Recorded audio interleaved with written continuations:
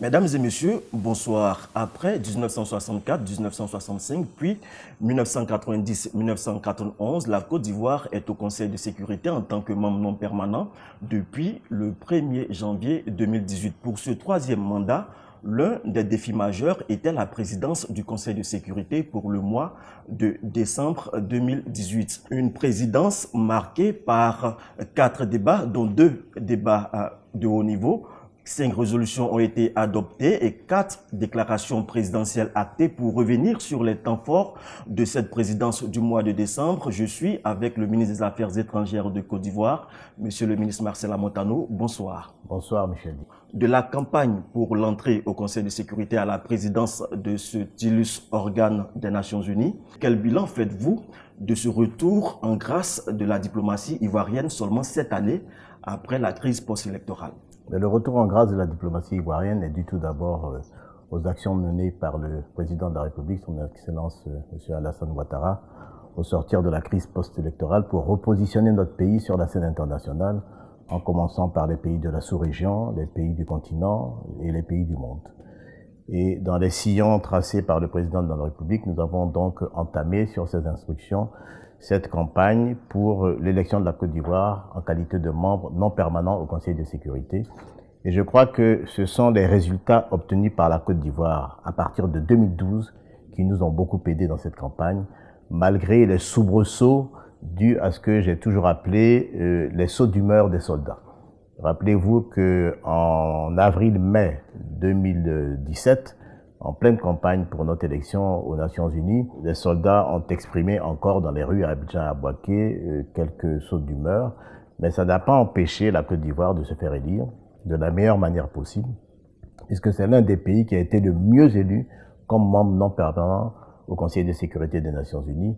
Sur 193 pays membres de l'Organisation des Nations Unies, 190 ont voté en faveur de l'élection de la Côte d'Ivoire. Donc c'est une prouesse remarquable et j'en suis fier. Et je crois qu'on peut rendre hommage au président de la République. Alors, 11 mois seulement après cette entrée au Conseil de sécurité en janvier 2018, la Côte d'Ivoire préside le Conseil de sécurité. On l'a dit tout à l'heure, 4 débats ont été organisés, dont 2 de haut niveau. Le chef de l'État a présidé un débat. Vous-même, vous aviez présidé un autre débat. Quelles sont les thématiques majeures qui ont été abordées au cours de ces rencontres-là? Le Conseil de sécurité, c'est l'organe qui s'occupe de garantir à la planète la paix et la sécurité. La paix et la sécurité qui est le grand préalable du développement. Présider le Conseil de sécurité, c'est très important parce que il y a un certain nombre de thématiques sur la table. Vous avez parlé de 2 débats de haut niveau que nous avons organisés effectivement pour meubler notre présidence, indépendamment de l'agenda qui s'impose à nous du fait des événements qui en cours dans le monde. Le premier débat de haut niveau, qu'on appelle le débat présidentiel, que son Excellence le Président de la République a présidé le 5 décembre, a posé le problème suivant. L'importance du lien entre la sortie de crise réussie et le développement économique et social. Pour ne pas reprendre le thème exact, parce que ça rend mieux compte de le dire comme ça aux Ivoiriens que de prendre la thématique. Quel est le préalable au développement économique? Le préalable au développement économique, c'est une sortie de crise réussie. Quelle est la recette pour une sortie de crise réussie? Vous savez que l'ONUCI est ce qu'on appelle maintenant dans le système des Nations Unies une success story. C'est l'une des rares missions des Nations Unies qui est fermée. Si vous prenez un pays comme la RDC, ça fait 54 ans à peu près que la RDC a une mission des Nations Unies. Celle de Côte d'Ivoire a fermé au bout de 13 ans. Ça paraît long, mais quand vous comparez à celle de la RDC, c'est un succès et elle a fermé. Beaucoup de gens étaient sceptiques sur la capacité de la Côte d'Ivoire à se substituer aux Nations Unies, aussi bien à la police des Nations Unies qu'à la mission d'une manière générale. Mais ça s'est fait et ça se fait dans de très bonnes conditions. La paix et la sécurité règnent dans notre pays et c'est cette expérience que le président a voulu partager avec le monde. A voulu partager. Vous demander quelle est cette recette miracle-là qui a marché en 13 ans? La première chose, c'est qu'il faut réussir le désarmement. Si vous ne réussissez pas le désarmement, il est difficile d'avoir la paix. Parce que ce sont les armes qui mettent en danger la paix et la sécurité. Donc, le DDR a été un succès, pour deux raisons. D'abord parce que nous avons bien communiqué sur la nécessité de désarmer. Ça, c'est un des grands préalables du succès de DDR. Nous avons bien communiqué sur la nécessité de désarmer. Ensuite, nous avions un programme de démobilisation et de réinsertion, surtout, qui était attrayant. Parce que vous demandez aux gens de désarmer, mais si vous ne leur proposez pas d'alternative pour les insérer dans le processus social et économique, ça ne marche pas. Ensuite, nous avons financé nous-mêmes à 72% ce DDR et cette RSS. Donc, c'est important.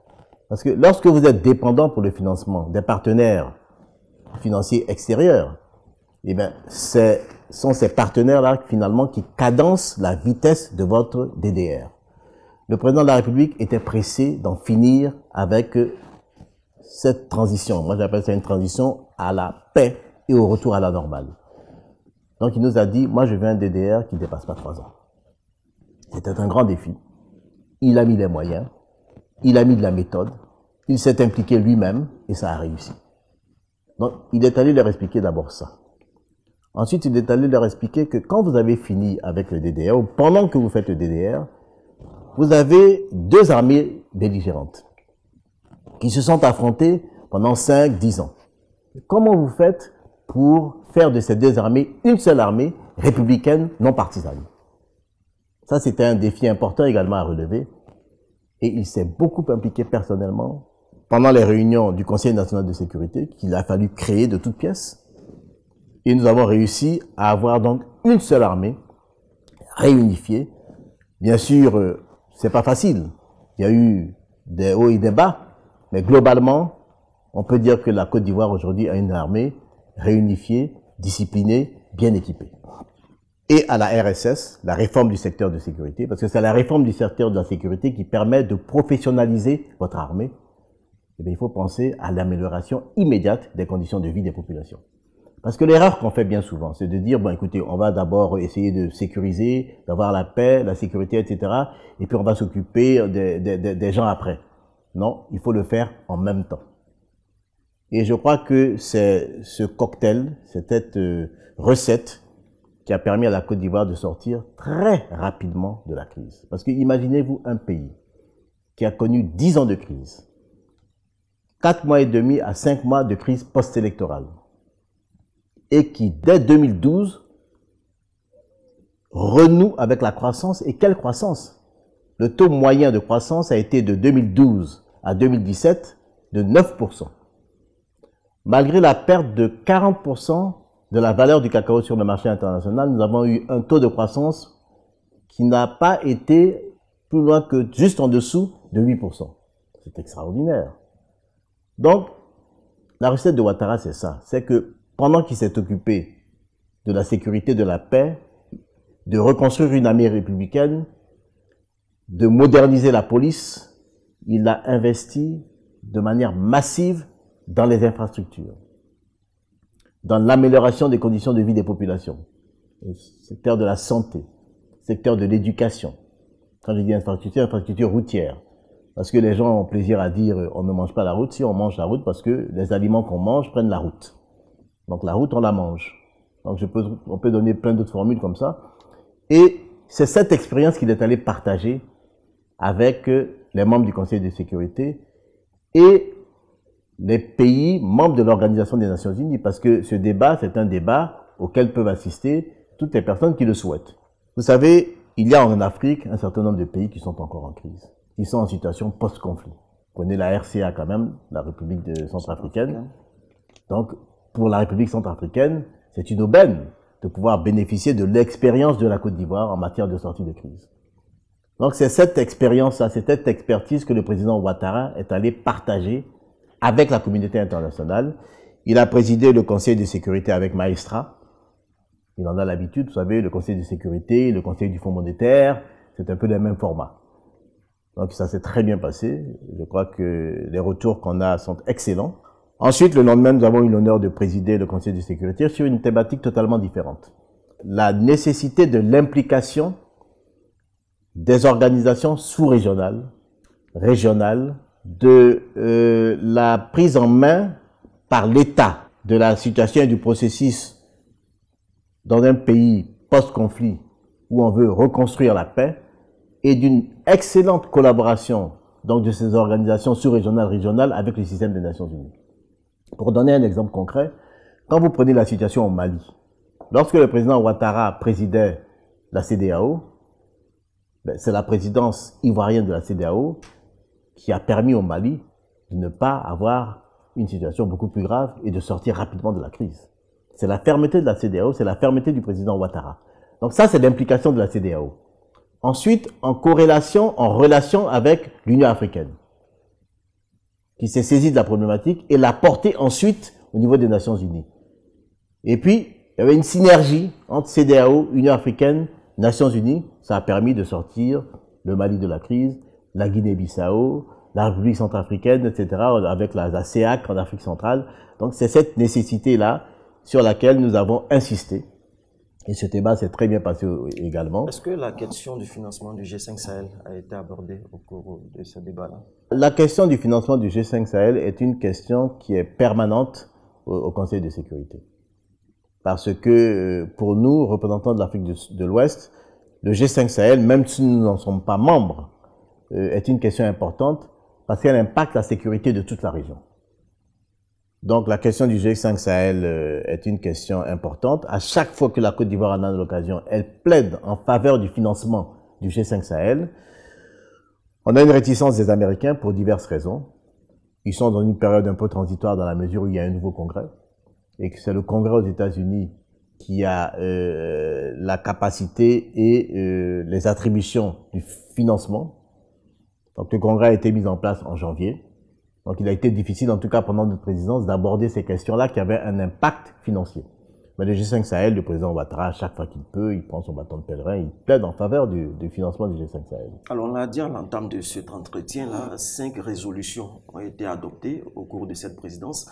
Pouvez-vous revenir sur une ou deux résolutions qui vous ont marqué? Alors d'abord, il faut mentionner que en 2018, il y a eu en moyenne par mois de présidence d'un pays, en moyenne 4,5 résolutions adoptées. Donc entre 4 et 5 résolutions, un peu moins de 5 résolutions sont adoptées en moyenne pendant les présidences. Sous la présidence de la Côte d'Ivoire, nous avons adopté 5 résolutions. Donc on est au top. 5 résolutions, mais tenez-vous bien, dont 3 résolutions à l'unanimité et 2 résolutions par consensus. Qu'est-ce que ça veut dire? À l'unanimité, ça veut dire que tous les pays membres, donc les 15 pays, ont voté à l'unanimité ces résolutions-là.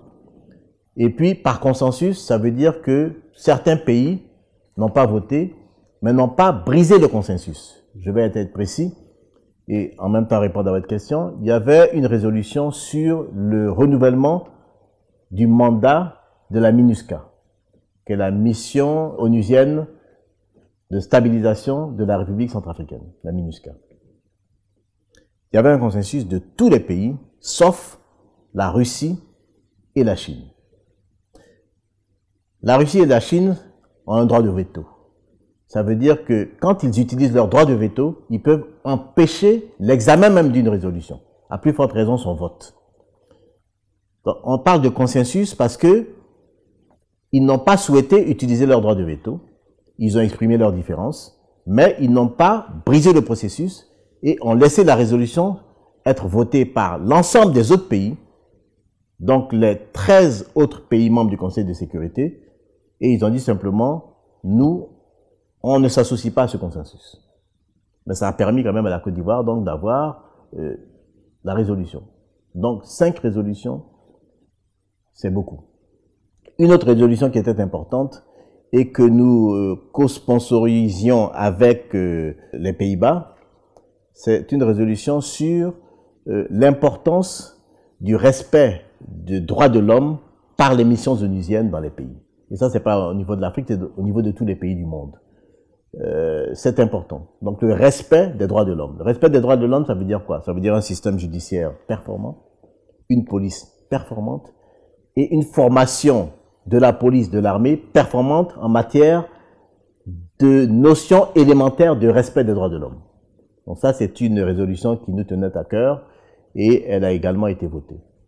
D'accord. Alors, je voudrais vous donner l'occasion de lever une équivoque. On sait qu'au cours de cette présidence-là, le projet sur le financement des opérations africaines de soutien à la paix s'est heurté non seulement à la menace du veto américain dans sa première lecture, mais surtout à des pesanteurs, semble-t-il, administratives au niveau de l'Union africaine. Qu'en est-il exactement? Bon, d'abord, je vais préciser que c'est une résolution qui est une initiative de l'Union africaine. À partir du moment où c'est une initiative de l'Union africaine, au sein du Conseil de sécurité, elle est portée par ce qu'on appelle le A3. Le A3, ce sont les 3 pays membres du Conseil de sécurité africain. En l'occurrence, c'était l'Éthiopie, la Guinée équatoriale et la Côte d'Ivoire. Alors, cette résolution, effectivement, a reçu, je dirais, un mauvais accueil des Américains pour 2 raisons. La première, c'est le problème du Congrès. Ils ont estimé que le Congrès n'était pas opérationnel dans leur pays, qu'il le serait en janvier, et qu'une résolution qui parlait d'aspects financiers, donc du financement des opérations du maintien de la paix africaine, ne pouvait pas être discutée, alors que le Congrès, qui est le seul autorisé aux États-Unis, compétent pour engager l'État américain quand on parle de financement, n'était pas installé. Ça, c'est l'une des raisons. Mais on a fait un progrès qui est important. Parce que même si on n'a pas mis la résolution sur la table, on s'est accordé sur un draft de cette résolution qui a circulé et qui, in fine, a eu l'adhésion de tout le monde, y compris des États-Unis. De sorte que, dès février ou mars, nous allons reprendre les discussions, même si ce n'est pas sous présidence africaine. Et l'avantage de ce draft, c'est de fixer des délais. C'est de dire, en septembre au plus tard, on a une décision sur oui ou non le principe du financement des opérations de maintien de la paix au cas par le Conseil de sécurité sera accepté ou pas. Donc on a quand même avancé par rapport à la résolution précédente qui était portée par le Sénégal.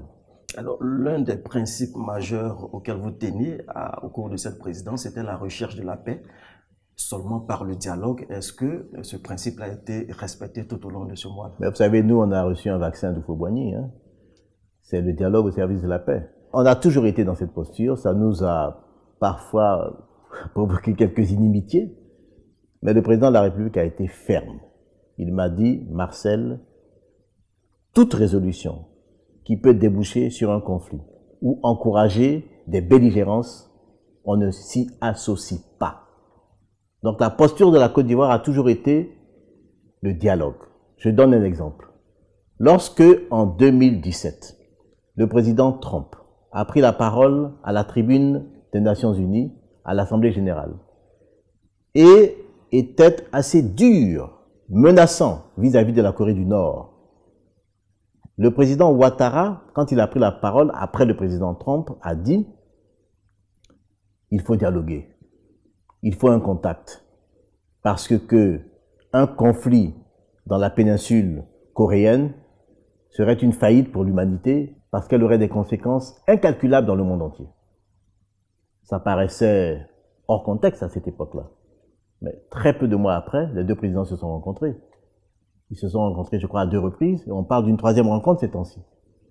Donc, c'est ça la Côte d'Ivoire. La Côte d'Ivoire, c'est le dialogue pour la paix, au bénéfice de la paix. Et comme disait le président Houphouët-Boigny, c'est l'arme des forts. Vous savez, je vous gifle, au lieu de me répondre, vous essayez de discuter avec moi, il faut pouvoir le faire. Hein. D'accord. Alors, la Côte d'Ivoire a présidé le Conseil de sécurité pour le mois de décembre. Le pays sort du Conseil de sécurité en tant que membre non permanent en fin 2019. Quelles sont les perspectives à venir pour cette dernière année-là? Vous savez, à l'agenda, il y a toujours des questions importantes. Il y a la question de la Syrie, il y a la question de la péninsule coréenne, il y a la question du Kosovo. En Afrique, il y a la question du Mali, qui reste une préoccupation à cause du terrorisme qui sévit, des groupes terroristes. Il y a la question de la Guinée-Bissau. Il y a la question du Sahara. La question de la RDC, ce qui s'est passé est encourageant. Il y a la question de la République centrafricaine.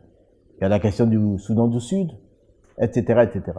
Donc, toutes ces questions-là restent à l'agenda. Et puis, il y a des questions plus fondamentales. Le changement climatique, qui nous touche tous. Donc, la Côte d'Ivoire va continuer à apporter sa contribution, comme elle l'a fait, dans son style, à la résolution de ces défis, qui sont des défis de l'humanité d'aujourd'hui. En définitive, êtes-vous satisfait de la présidence de la Côte d'Ivoire pour ce mois de décembre-là? Bon, l'autosatisfaction, j'aime pas beaucoup. Moi, ce que je peux vous dire, c'est que pour moi, ça a été une expérience unique. Parce que on a été présent au Conseil de sécurité la dernière fois, c'était il y a 26 ans. Bon, donc c'est le hasard, mais moi, je dis le hasard s'appelle Dieu, qui a voulu que je sois ministre des Affaires étrangères pendant que la Côte d'Ivoire est au Conseil de sécurité. Préparer une présidence d'un pays au Conseil de sécurité, c'est pas facile. Ça a été une expérience haletante, intéressante. Je crois qu'on a réussi. Je le dis à cause des retours que nous avons. Des membres permanents et non permanents qui nous ont félicités. Des pays membres de l'Organisation des Nations Unies, beaucoup nous ont félicités. Et j'ai donné des éléments objectifs. Hein. Je vous dis, la moyenne de résolution par mois de présidence, c'est 4,5 quand on fait une moyenne. On a fait adopter 5 résolutions, dont 3 à l'unanimité, 2 par consensus. Écoutez, je sais pas. Vos équipes ont également été félicitées par le chef de l'État. Disons que moi, je suis à la tête d'une équipe. C'est toujours un travail d'équipe. Et c'est vrai que j'ai été très honoré que le président, à 2 reprises, je crois, face aux diplomates d'abord, et puis ensuite face aux hommes d'affaires, nous ait félicités. Je crois que c'est une satisfaction personnelle que je tire de cela. Le plus difficile, c'était la présidence du Conseil de sécurité. On a réussi à se maintenir et à se donner une identité au Conseil de sécurité pendant toute l'année avant la présidence. Il n'y a pas de raison pour qu'on ne poursuive pas et qu'on n'ait pas un bilan satisfaisant sur toute la période 2018-2019. Le président nous a dit la chose suivante, que je vais révéler. Il m'a dit, Marcel, lorsqu'on aura fini nos 2 ans au Conseil de sécurité, je souhaite que la Côte d'Ivoire apparaisse comme un pays fiable, crédible, pour être membre du Conseil de sécurité. Que le jour où on discutera des possibilités pour l'Afrique d'avoir un siège permanent, la Côte d'Ivoire apparaisse comme l'un des candidats fiables, crédibles, sérieux. Et ça, je le lui ramènerai. Alors, un pays fiable et crédible, c'est un pays également fort sur le plan économique. Vous aviez, en marge de cette présidence-là, signé un important accord économique avec le gouvernement américain. Pouvez-vous revenir en quelques mots sur cet accord et ça sera votre dernier mot? À Washington, effectivement, j'ai été signé un accord avec le gouvernement américain, avec le secrétaire au commerce, qui est le ministre du Commerce des États-Unis, relatif au commerce entre les États-Unis et la Côte d'Ivoire. Alors, c'est très important, parce que cet accord va permettre aux hommes d'affaires américains d'agir en matière de commerce, d'investissement américain en Côte d'Ivoire, dans un cadre défini par les 2 gouvernements. Et c'est très important. Et cet accord révèle la volonté forte de l'administration Trump d'encourager et d'accompagner ces hommes d'affaires pour investir en Côte d'Ivoire. Cet accord montre que l'administration Trump a placé la Côte d'Ivoire dans son dispositif sur le continent et en particulier dans la sous-région ouest africaine au cœur de son dispositif. Cet accord montre que pour les États-Unis d'Amérique, la Côte d'Ivoire est un pays important. C'est un accord qui est très important, qui va booster les relations commerciales et l'investissement américain en Côte d'Ivoire. Et dans la sous-région ouest africaine, parce que la Côte d'Ivoire est une porte d'entrée de la sous-région, comme vous le savez. Merci bien, monsieur le ministre. Je vous en prie. Chers téléspectateurs, c'est ici que s'achève cet entretien. Nous étions avec le ministre des Affaires étrangères de Côte d'Ivoire. Avec lui, nous avions revisité les temps forts de la présidence de la Côte d'Ivoire pour le Conseil de sécurité au mois de décembre 2018. Très bonne suite de programme sur RTI 1.